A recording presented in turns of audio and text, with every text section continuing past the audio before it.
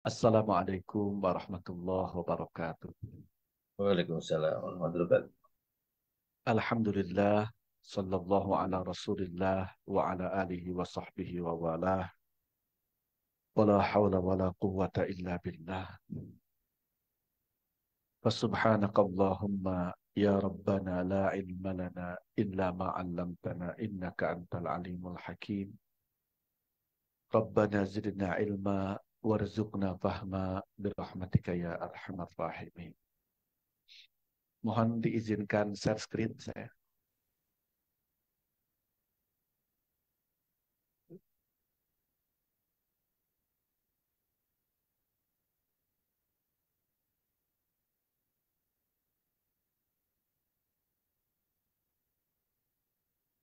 Reset Nur Halim namanya. Sudah.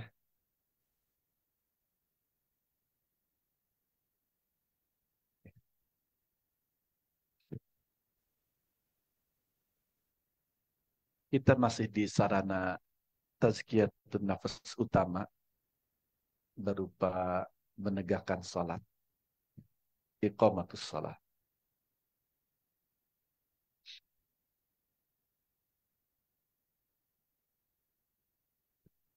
Salat merupakan salah satu sarana utama dalam proses tazkiyatun nafas. Namun selalu saya ingin ingatkan, dari sarana-sarana utama ini, jika sudah baik kita melakukannya, maka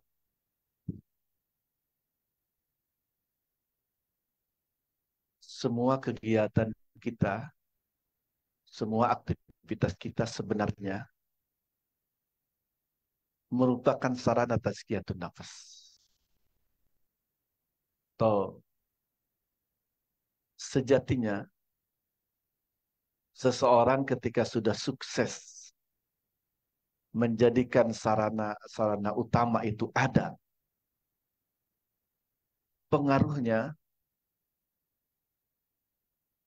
yang bisa menjadi bahan evaluasi juga, seseorang akan mampu menjadikan setiap yang dilakukan itu sebenarnya adalah proses tazkiyatun nafas.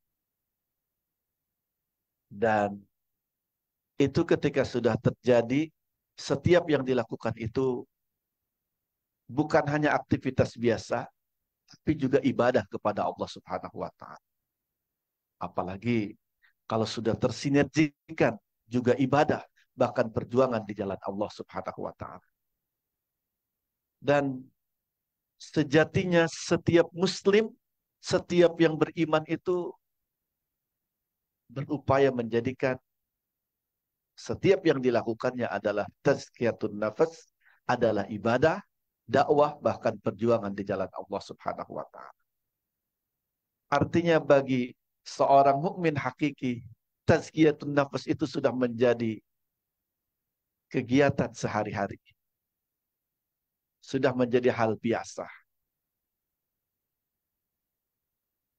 Teman-teman sekalian, salat efektif menjadi bagian dari upaya membersihkan jiwa.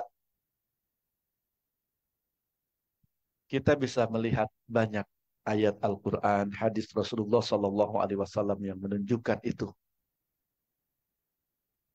Kita perhatikan hadis riwayat Muslim ini. Fadlul masyi ila salah. Keutamaan jalan menuju salat. Ini baru jalannya. Teman-teman yang dari asrama, yang jalan kaki, jalan, apalagi menembus gelapnya malam. Ngerinya ular dan binatang yang menakutkan, yang berbahaya di kampus ini karena hutan, kebun, selain ular, kalajengking, wah, belum setan yang pasti tuh berupaya menahan kita supaya tidak berangkat sholat. Apalagi sholat subuh ya. Setiap langkah berangkat menuju sholat itu adalah sedekah. kullu khutwatin tamshiha ila salati sadaqah. Setiap langkah kaki menuju salat adalah sedekah. Allahu Akbar. Sedekah itu bisa menolak bala, mengampuni dosa.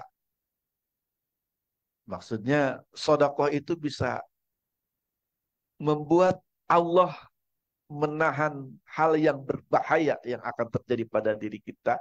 Itu bala namanya. Dengan sedekah juga Allah mengampuni dosa-dosa kita. Itu gambaran mudah. Salat itu tazkiyatun nafs, pembersihan jiwa. Baru berangkat salatnya.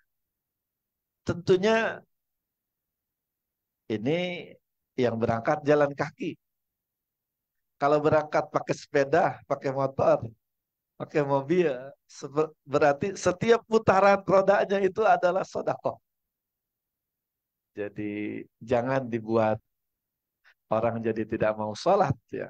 Oh ini khusus yang jalan kaki. Kalau yang nggak jalan kaki nggak dapat pahala sedekah setiap langkah.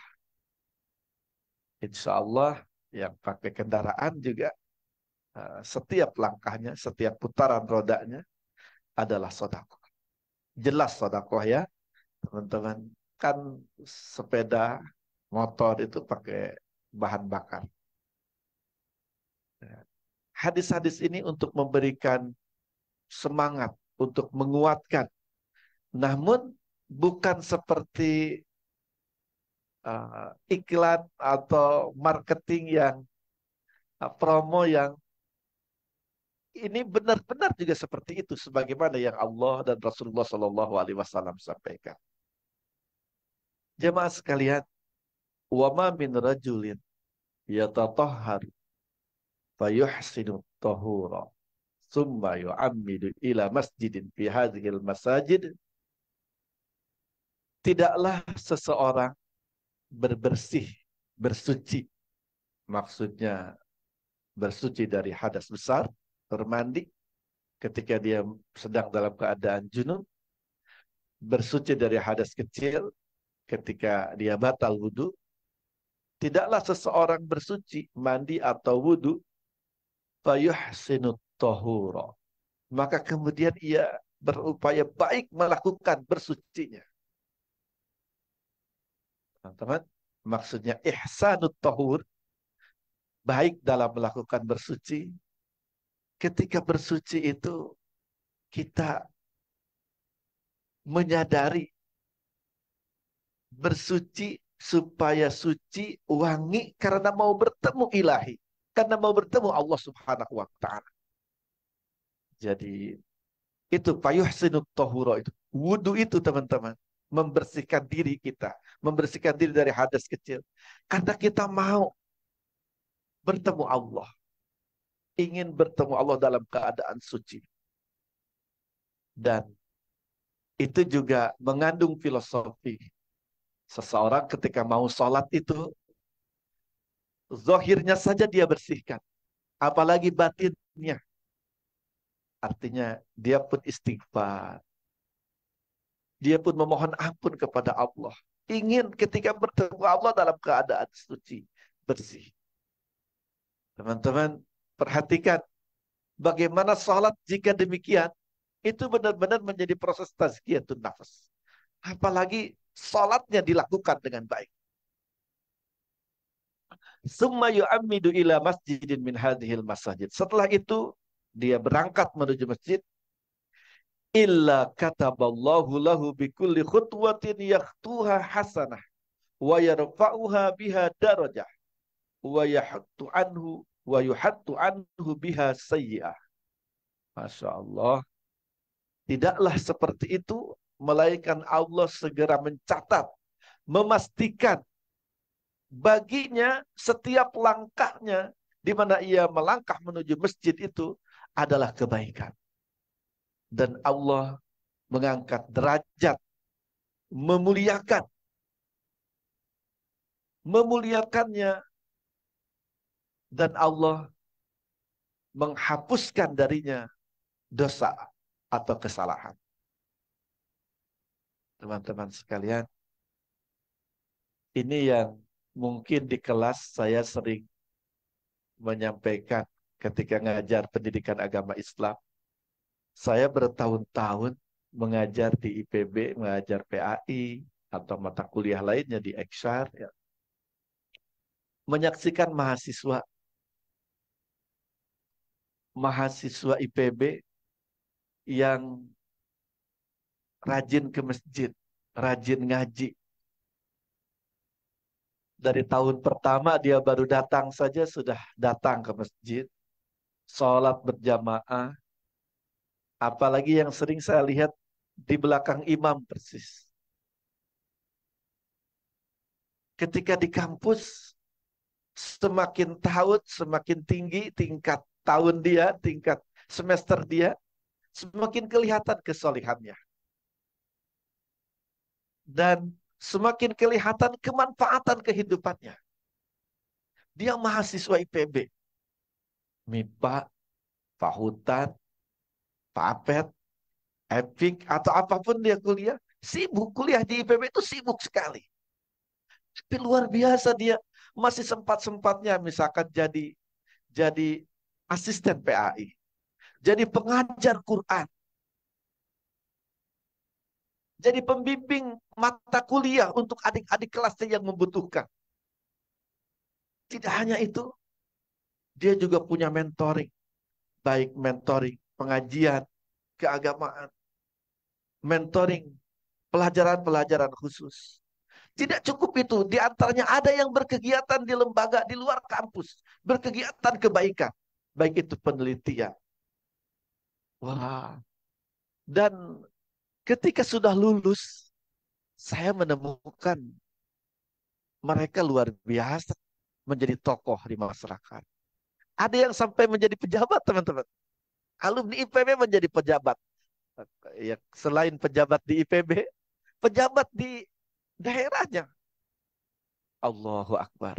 Mungkin ini yang Allah berikan. Atau dari sini yang Allah berikan. Dari rajinnya. Walaupun dia kuliah, dia mahasiswa dengan kesibukannya. Tapi dia tidak meninggalkan kewajibannya untuk sholat di masjid. Untuk bertemu Allah setiap Allah memanggilnya. Benar-benar Allah catat untuknya setiap langkahnya kebaikan.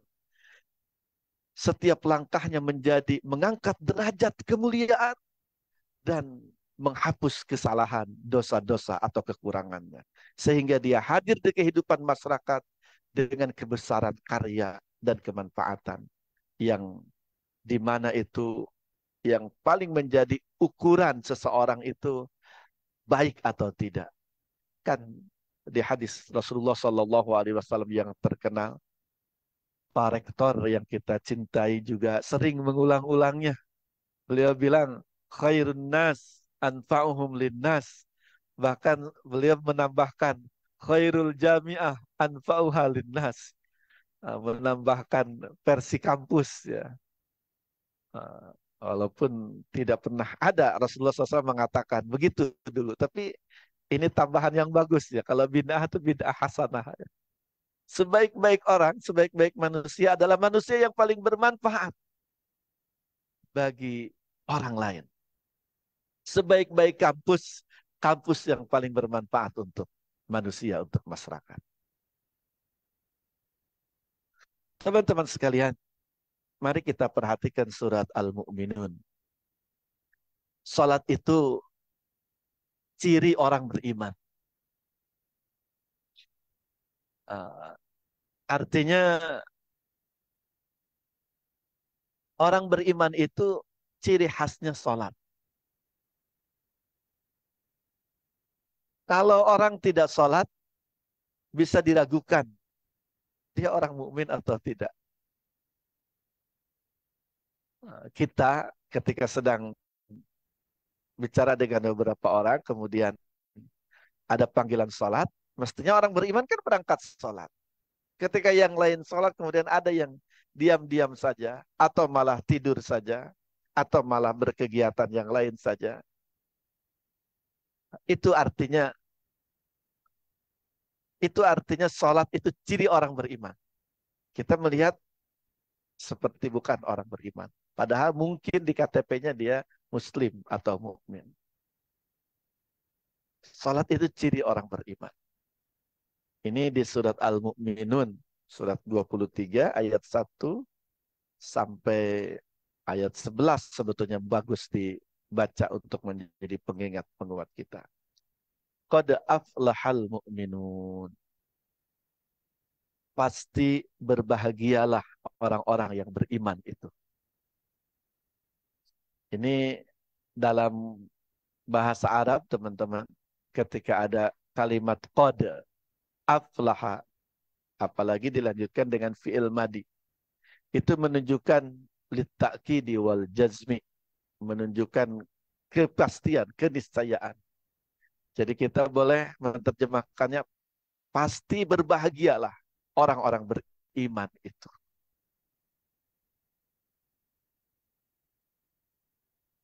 Jadi orang beriman itu pasti berbahagia. Atau kalau kita yang belum berbahagia, keberadaan kita sebagai orang beriman, kita harus berupaya untuk menemukan. Kita tuh harus bahagia. Saya katakan dari ayat ini, kalau tidak bahagia, jangan-jangan ada masalah dengan keimanan. Atau bisa diartikan, kalau bukan orang beriman, kalau tidak bahagia, jangan-jangan bukan orang beriman. Gitu. Qad aflahal mu'minun. Pasti berbahagialah orang beriman itu. Ini kayak rumus. Orang beriman pasti bahagia.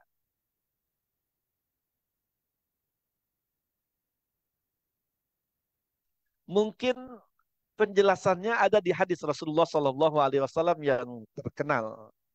Ajaban li amril mu'min. Sungguh ajaib, mengagungkan urusan orang beriman itu. Setiap urusannya menjadi kebaikan. Dan itu hanya terjadi kepada orang-orang beriman. Penjelasannya, in asobathu sarra'u syakar. Wa in asobathu dharra'u sabar. Atau kama qala Rasulullah sallallahu alaihi wasallam. Orang mukmin yang membuat Rasulullah sallallahu alaihi wasallam mengungkapkan ajaib, mengagumkan urusannya, selalu saja menjadi kebaikan segala urusannya, dan itu hanya terjadi pada orang beriman. Penjelasannya, ketika mendapatkan kebaikan, kenikmatan, dia bersyukur. Artinya, dia menyadari kalau kebaikan, kesuksesan, kemenangan yang didapat itu, dia berusaha. Tapi semua itu terjadi hanya atas kehendak Allahu Rabbi. Terjadi, terlaksana juga karena Allah berkehendak, menghendaki. Jadi syukur itu, teman-teman sekalian, puncak kebahagiaan. Kita merasakan maksimal bekerja, optimal berusaha, tapi Allah juga menghendaki. Jadi berpadu antara usaha kita dengan kehendak Allah. Itu kebahagiaan, puncak kebahagiaan ketika berpadu dua hal ini. Teman-teman sekalian, ketika hanya salah satu yang ada, yang kuat, kurang sempurna kebahagiaan. Malah bisa jadi menjadi malapetaka ketika orang yang dirasakan dalam kebahagiaan, kemenangan, keberhasilan itu hanya usaha dia misalkan. Akan menghadirkan sifat sombong. Merasa hebat, paling kuat, paling bisa, pokoknya si paling-paling. Orang yang memiliki pikiran si paling-paling itu, wah, akan tersiksa teman-teman. Sementara realita yang ada di dunia ini, manusia itu tidak pernah sempurna. Dan selalu ada yang lebih dari dia. Lebih kaya, lebih sehat, lebih ganteng, cantik. Bagi orang yang punya sifat si paling-paling itu, ketika menemukan ada orang yang lebih dari dia, menyakitkan. Membuat dia letoy, lemas, tidak, bahkan bisa sakit. Jadi bahagia itu ketika berpadu kesadaran usaha kita yang maksimal, waktu kita dengan maksimal usaha kita, dan ternyata tepat sesuai dengan kehendak Allah. Wah, semakin bersyukur kita merasa bersama dengan Allah Subhanahu wa taala dan semakin taat, semakin dekat kepada Allah. Belum, syukur itu akan memberikan nikmat yang bertambah, bertubi-tubi, berlimpah nikmat untuk dia. Wah, pokoknya kalau kelepek dalam kenikmatan, dalam kebahagiaan, teman-teman. Itu syukur. Orang mukmin ketika mendapatkan nikmat bersyukur. Subhanallah. Dia mendapatkan kebahagiaan. Kenikmatan itu membuat dia menjadi lebih tenang, lebih fokus, lebih bahagia tadi. Itu kenikmatan, kebaikan. Menjadi kebaikan. Wa in asabathu sarra wa in asabathu dharra usabar. Ketika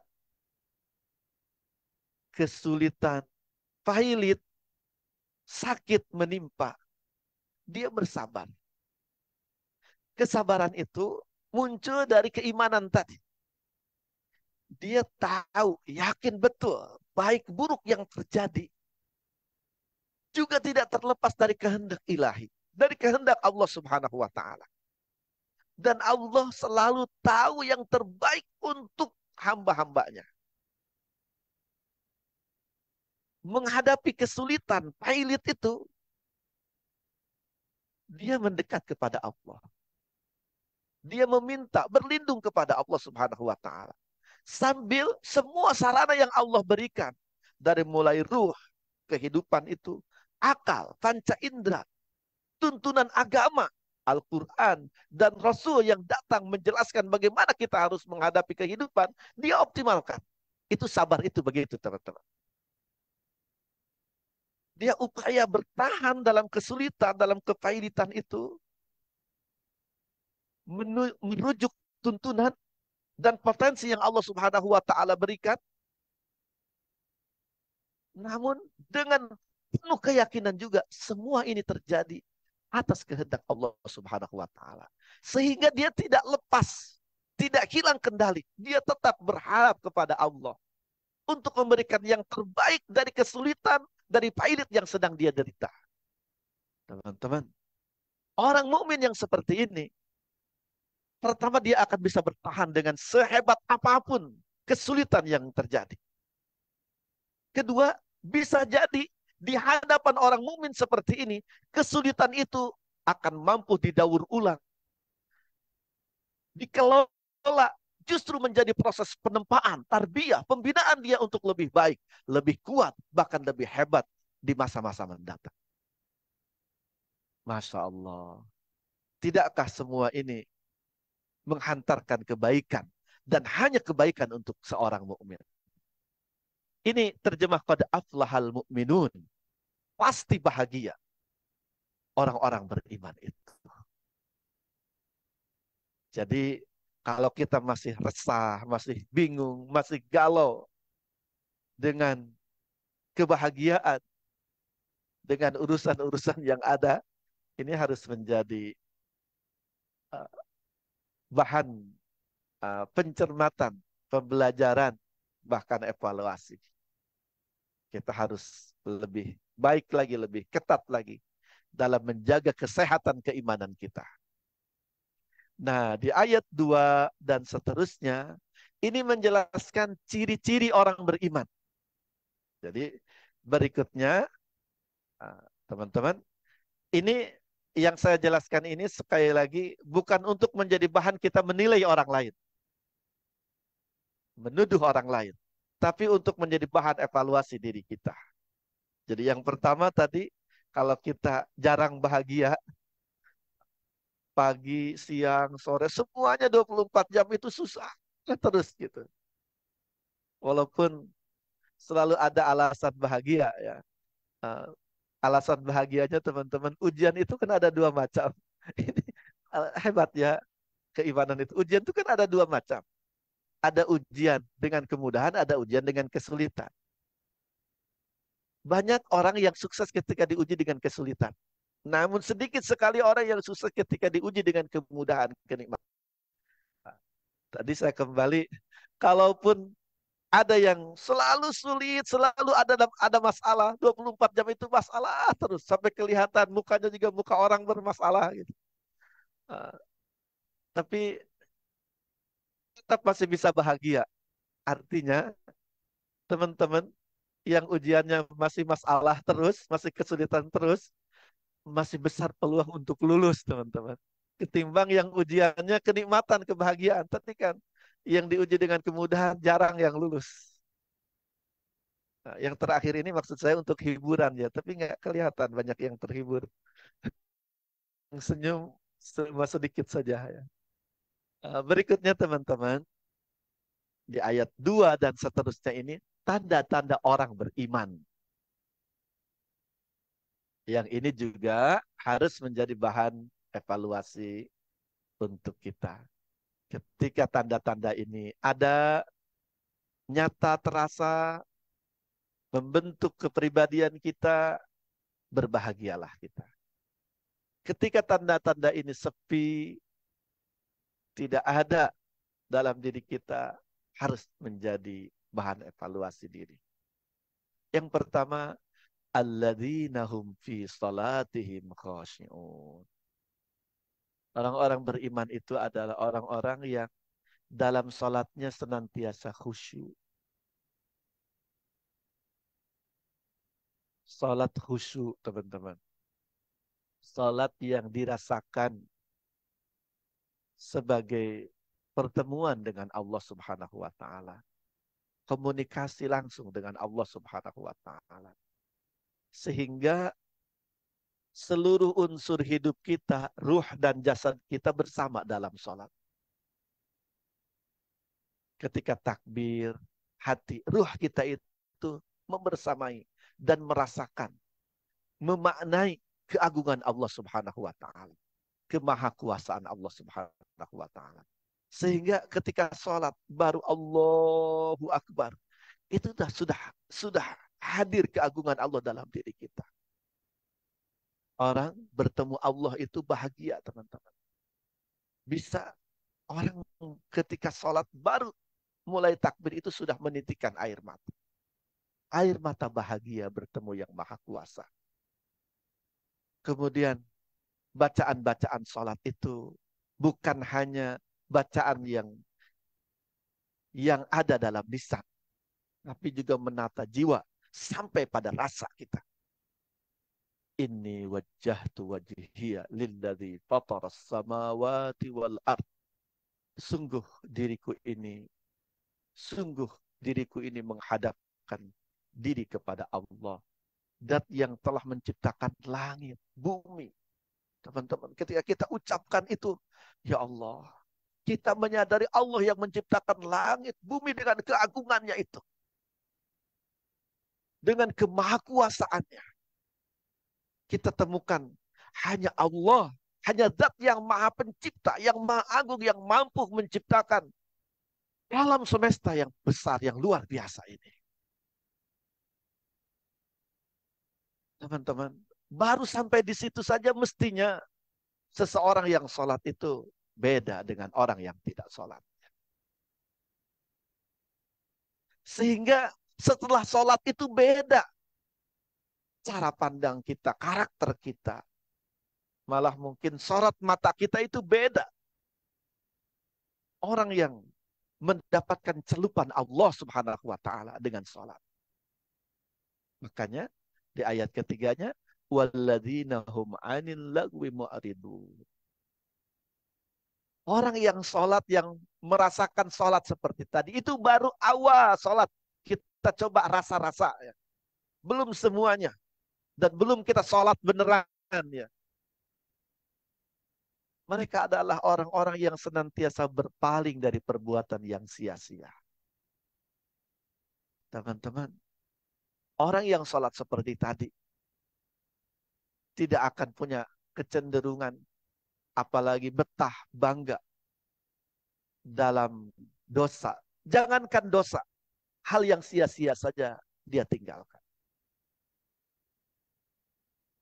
Walladzina hum lizzakati fa'ilun. Mereka adalah orang-orang yang senantiasa menunaikan zakat. Teman-teman, kalau di ekonomi syariah, orang menunaikan zakat itu gambarannya bukan sekedar mereka ketika punya uang, ketika punya harta sampai nisab, menunaikan zakat. Bukan hanya itu. Tapi walladzina hum lizzakati fa'ilun itu, orang-orang beriman itu adalah orang-orang yang menyiapkan kehidupannya sebagai perjuangan untuk harta pun. Dia berupaya berjuang untuk menghimpun harta, ikut dalam kegiatan ekonomi, dalam wirausaha. Dia menjadi pelaku pasar karena dia ingin berzakat, berinfak, bersedekah, bermanfaat bagi orang-orang yang ada di sekitarnya. Apalagi ketika dia menyaksikan kondisi kehidupan umat, masyarakat yang memanggilnya, yang miskin, selain miskin harta, miskin karakter, miskin akhlak. Orang-orang beriman terpanggil untuk berbuat. Jadi walladzina hum lizzakati fa'ilun itu, teman-teman, bukan sekedar oh nanti kalau punya harta sampai nisab menunaikan zakat. Bukan begitu untuk orang-orang beriman. Tapi orang beriman itu menyiapkan dirinya dengan kesolihannya. Dia akan berupaya menghadirkan sebanyak mungkin bekal termasuk harta untuk bisa bermanfaat bagi umat. Jadi bisa saja seseorang seperti teman-teman, saya kuliah, saya akan bekerja supaya banyak harta, supaya bisa zakat, supaya bisa infak, bisa sodako. Saya membuat usaha, saya berwirausaha, berbisnis, supaya saya bisa memberi kepada umat sebanyak mungkin, seluas mungkin. Begitu teman-teman. Walladzina hum lizzakati fa'ilu. Terus tanda-tanda orang beriman sampai akhir, sampai ayat 11 yang Allah sebutkan ulaika humul warisun. Merekalah para pewaris itu. Di ayat tersebut disebutkan para pewaris surga Firdaus. Tapi sebenarnya teman-teman, ini ayat kemenangan dalam perjuangan. Merekalah para pewaris negeri sejati itu. Orang-orang beriman seperti itulah yang layak, yang pantas menjadi pewaris negeri. Menjadi pemimpin sebuah negara, sebuah bangsa, dan mengelola, menjadikan kemanfaatannya untuk umat dan bangsa. Harus sampai ke situ teman-teman. Keimanan itu harus sampai pada kepemimpinan bangsa, kepemimpinan negara. Surat Al-Ma'arij. Ini tentang sholat menjadi bagian penting dalam proses tazkiyatun nafas. Innal insana khuliqa halu'a. Sesungguhnya manusia itu diciptakan dengan karakter halu'a. Suka berkeluh kesah. Dijelaskan. Keluh kesah itu bagaimana? Idza massahu syarru jazu'a. Ketika ditimpa kesulitan, dia reaktif.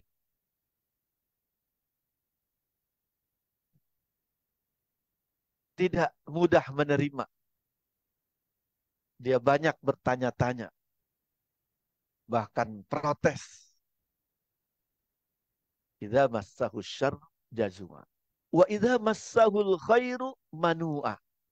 Ketika ia ditimpa kebaikan, mendapatkan kenikmatan, manua, dia menjadi pelit, menjadi sulit. Orang Sunda bilang sulit, pelit, buntut kasiran, merege hese. Ya. Tidak mudah memberi. Idza massahul khairu manua. Jadi ketika itu karakter manusia, teman-teman, dan tentunya karakter buruk ya. Ketika mendapatkan kesulitan, marah-marah, reaktif, tidak terima. Mendapatkan nikmat, diam-diam, ngahep-hep, cicing baik. Dan tadi, eh, tidak mau memberi. Pelit. Illal musallin. Kecuali mereka orang-orang yang sholat. Ini ayat yang menjelaskan betapa sholat itu hebat menjadi pembersihan jiwa. Bahkan karakter buruk seperti tadi, sholatlah yang menghapusnya, yang melebur, meluruhkannya. Illal musallin. Kecuali mereka orang-orang yang sholat. Tentunya bukan sekedar sholat. Di sini di ayat 23 dijelaskan. Alladzina hum ala sholatihim daimun. Mereka yang atas sholatnya senantiasa dawam. Terus menerus. Teman-teman, ada catatan penting. Terus menerus sholat. Artinya rajin sholat. Melakukan sholat. Tidak absen sholat.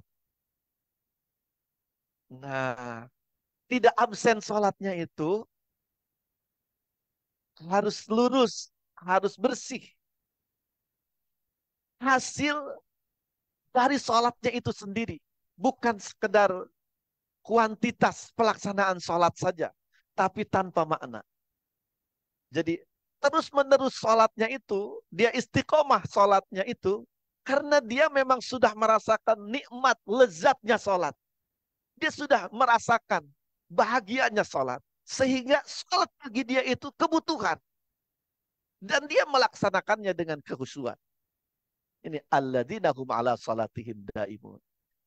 Harus diarahkannya ke sana. Bukan sekedar melaksanakan sholat. Teman-teman, Allah takdirkan kita bertemu pagi hari ini.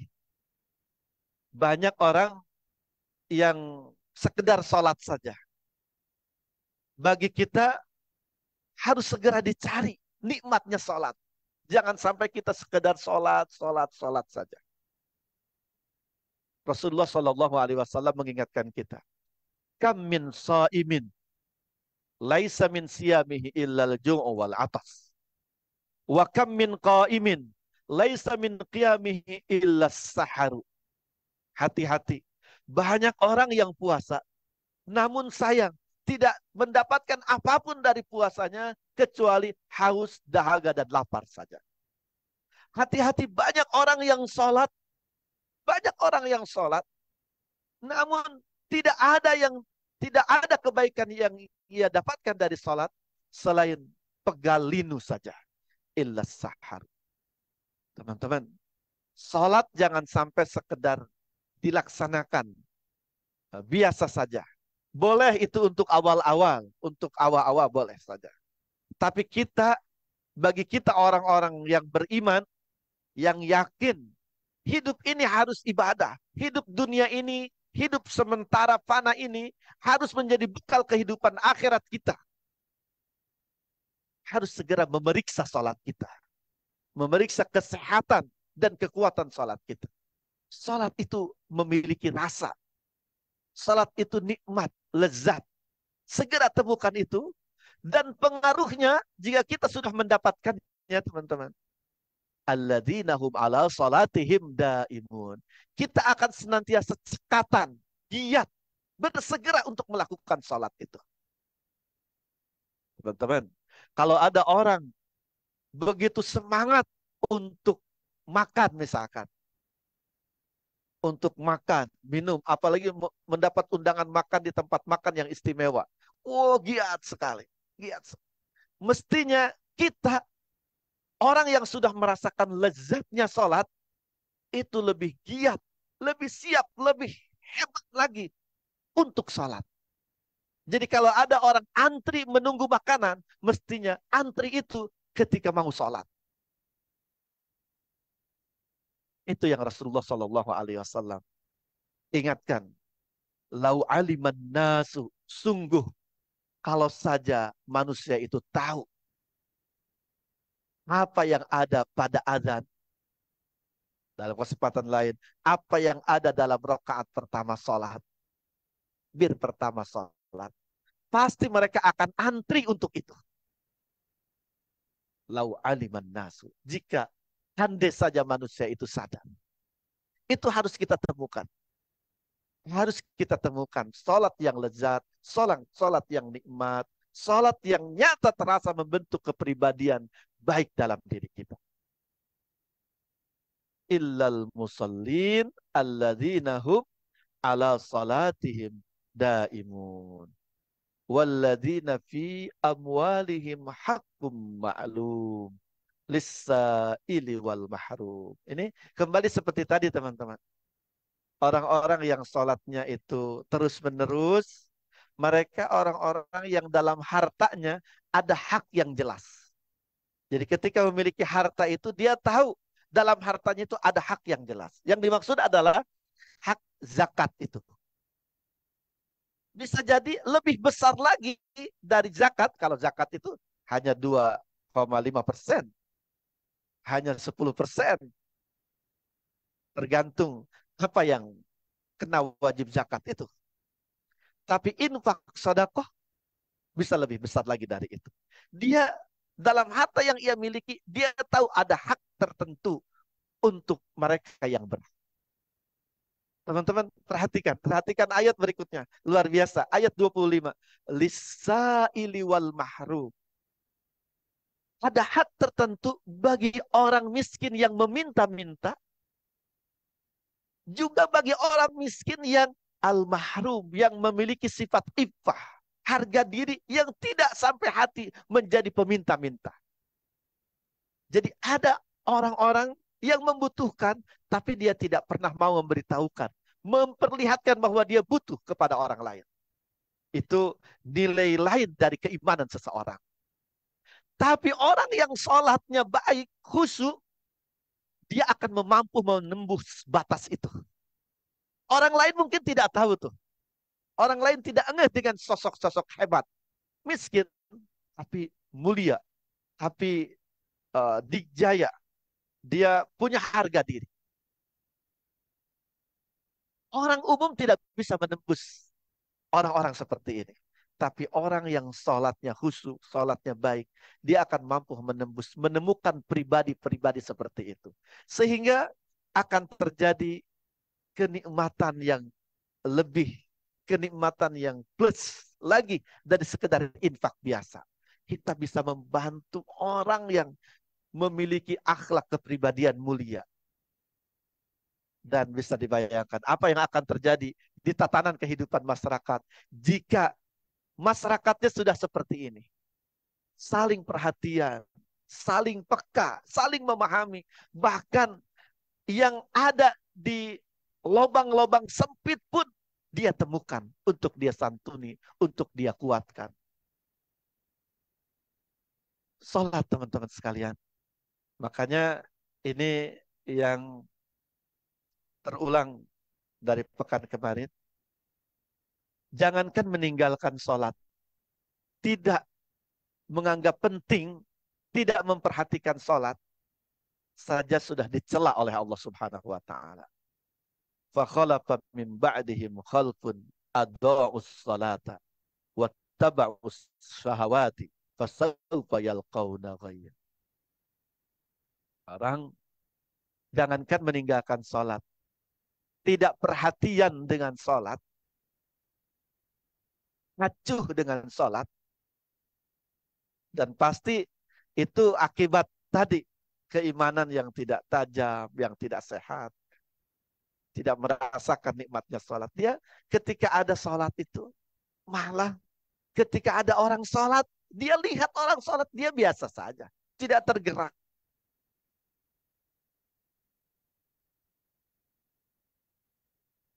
Orang yang semodel ini, yang tidak menganggap penting sholat, menyia-nyiakan sholat, ini bukan meninggalkan sholat, teman-teman. Menyia-nyiakan sholat. Tidak perhatian dengan sholat. Wattaba'us syahawat. Maka dia akan menjadi pengikut syahwat. Fasawfa yalqauna ghayya. Maka dipastikan berikutnya dia akan menemukan kehidupan yang payah, kehidupan yang sesat, kehidupan yang melarat. Teman-teman sekalian, kita semoga bisa membayangkan, oh rupanya itu penyebabnya akhlak buruk yang terjadi di sekitar masyarakat sekarang. Karena mereka tidak perhatian dengan sholat. Dan itu adalah sifat orang munafik. Terakhir, untuk hari ini, tarikus sholati yaf'alu kulla syai'in liyadzuqa ta'mas sa'adah. Orang yang meninggalkan sholat itu, dia melakukan semuanya dengan harapan supaya merasakan kebahagiaan.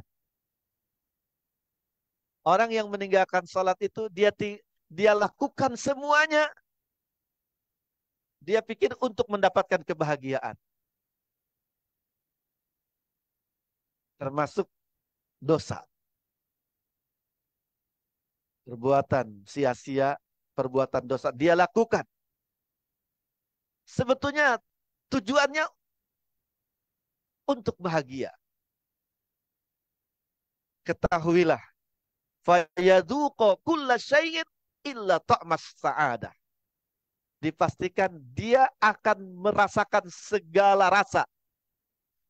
Rasa makanan haram, minuman haram, pekerjaan haram. Dia akan rasakan. Bisa jadi dia. Tapi dipastikan dia tidak akan pernah merasakan rasa dan nikmatnya bahagia. Semoga mudah dipahami. Saya ulang.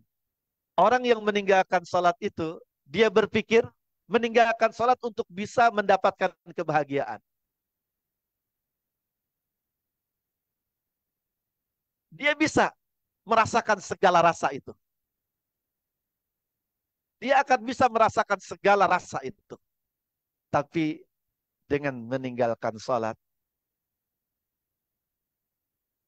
dan dia bisa merasakan semua rasa itu, namun dia tidak akan pernah bisa merasakan kebahagiaan. Teman-teman sekalian, semoga menjadi pengingat semua kita. Jangan sampai meninggalkan sholat. Jangan sampai menganggap enteng sholat. Sholat, sholat, sholat harus kita tegakkan dalam diri dan kehidupan kita. Aqulu qawli hadza wa astaghfirullah li wa lakum. Wallahul muwaffiqu ila aqwamit thariq. Wassalamualaikum warahmatullahi wabarakatuh. Waalaikumsalam warahmatullahi wabarakatuh.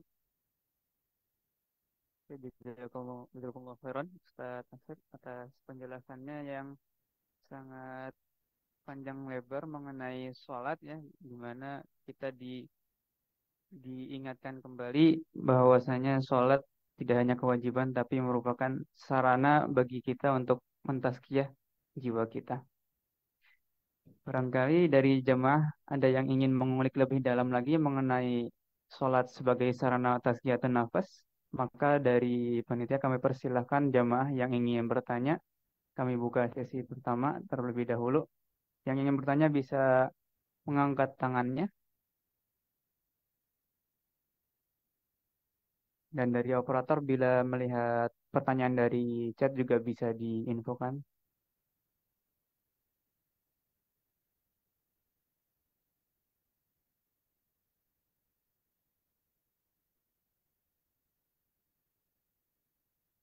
Oke, bagaimana para jemaah ada yang ingin ditanyakan?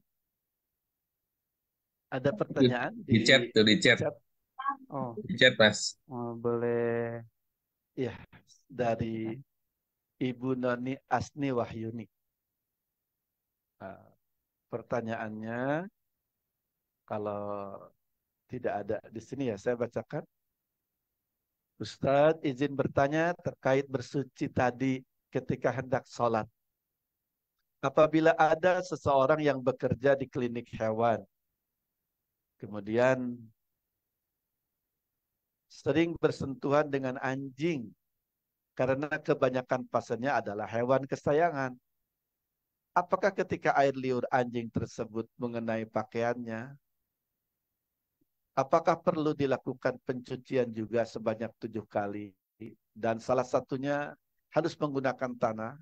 Kemudian ketika dicuci, apakah pakaian tersebut harus dipisah dengan yang lain atau tidak? Dan berkaitan dengan tanah yang digunakan, apakah lebih baik menggunakan tanah seutuhnya atau dapat pula menggunakan sabun tanah seperti yang telah diketahui bahwa semakin berkembangnya teknologi, semakin banyak pula inovasi yang terbentuk. Mungkin dicukupkan, mohon penjelasannya Ustadz dan mohon maaf bila terlalu panjang. Baik, terima kasih. Tidak terlalu panjang kalau untuk hari yang tidak ada pertanyaan. Hari ini hanya satu pertanyaan ini yang akan saya jawab ya. Walaupun ada lagi, sudah siang ya. Tidak saya jawab hari ini. Baik, terima kasih Ibu Nani atas pertanyaannya. Teman-teman sekalian, saya sering mendapati pertanyaan serupa dari teman-teman sekolah kedokteran hewan, terutama dulu-dulu ya. Ternyata di klinik mahasiswa dokter hewan ketemu berbagai binatang kesayangan termasuk anjing, mungkin juga babi ya, anjing dan babi juga. Yang najisnya najis mughalladhah.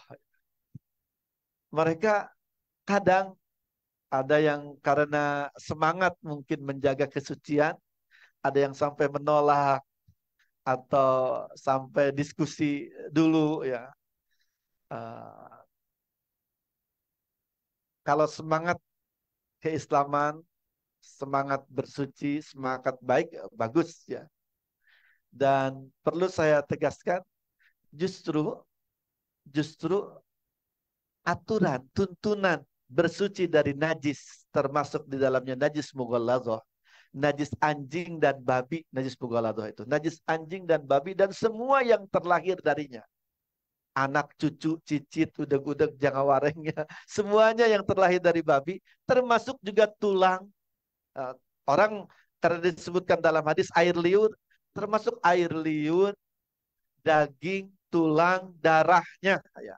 Bahkan bulunya teman-teman, bulunya kalau sama-sama basah atau salah satunya basah, bisa menjadi menularkan najis dan harus disucikan dengan cara mensucikan najis mughalladhah tadi. Kalau sama-sama kering, tidak harus dicuci. Nah, justru adanya tuntunan membersihkan najis mughalladhah ini karena Islam paham orang beriman, orang muslim itu bukan hanya akan ketemu yang bersih, yang suci, tapi juga akan berinteraksi dengan anjing, dengan babi itu. Jadi di situ jangan ya hati-hati dengan najis, iya, dan itu semestinya ya. Tapi dalam hal ini justru adanya tuntunan membersihkan najis mughalladhah ini karena Islam memahami kita itu, apalagi tadi dokter hewan atau yang punya hewan, yang punya anjing akan bersentuhan, dan untuk itu tuntunan itu dihadirkan. Islam itu hadir. Adapun teknis, praktis, bisa jadi pakaian khusus di mana kita bersentuhan dengan najis mughalladhah itu dipisahkan ketika dalam keadaan najis ya, dipisahkan dari pakaian yang lain. Ada tempat khusus beda dengan pakaian-pakaian yang lain. Kemudian Untuk tanah, kan cara membersihkan najis mughalladah itu teman-teman, dibasuh 7 kali dengan air, salah satunya dicampur tanah. Itu yang biasa, aslinya seperti itu tuntunannya. Tapi dengan berkembangnya teknologi, orang bisa membuat sabun juga, tapi juga dari tanah. Ada unsur tanahnya. Tadi kan salah satunya dicampur dengan tanah. Bisa jadi sabun yang tercampur dengan tanah bisa menjadi sarana mencuci najis mughalladah. Walaupun tidak menutup kemungkinan ada yang berbeda pendapat. Adapun saya menyampaikan sabun sabun tanah, sabun yang terbuat dari tanah itu juga bisa menggantikan, bisa bahkan akan lebih baik ketimbang tanahnya saja ya. Air dicampur dengan tanah saja, pakaiannya bisa masih noda tanah, masa malah kelihatan. Kalau sabun yang terbuat dari tanah, ada unsur tanah, ini bisa lebih baik. Dan disitulah manfaat perkembangan ilmu dan teknologi yang harus kita optimalkan. Demikian, semoga bermanfaat, semoga menjawab pertanyaan.